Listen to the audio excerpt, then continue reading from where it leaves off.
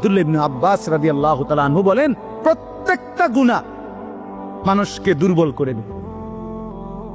আপনি যতবার নারী দেখবেন, ভিন নারী, খোদার কসম আপনার শক্তি সামর্থ্য দুর্বল হবে। জিনা, ব্যভিচার, মদ, জুয়া, সুদ, ঘুষ, অশ্লীল দৃশ্য, নাচ, গান আপনাকে দুর্বল বানাবে। সাওয়াদান ফিল ওয়াজহ, চেহারা কালো করে দিবে। জুলমাতান ফিল কলব, অন্তর অন্ধকার করে দেবে। ওয়াহানান ফিল বাদান, শরীর দুর্বল করে দিবে। দাইকান ফির রিজক, রিজিক সংকীর্ণ করে দিবে।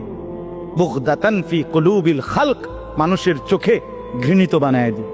এই পাঁচটা ক্ষতি। প্রত্যেক গুনাহ কয়টা ক্ষতি করে? চেহারা কালো বানায়, অন্তর অন্ধকার বানায়, শরীর দুর্বল করে, রিজিক সংকুচিত করে, কমিয়ে দেয়, মানুষের চোখে ঘৃণা তৈরি।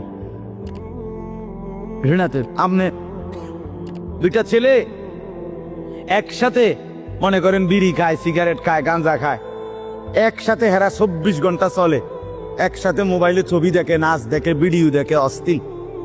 এরকম দুইজনের আলগা করে একজনের জিগান, তোর লগের হেতে কেমন, হেতে কি করবো? উনি জোনায়েদ বাগদাদি।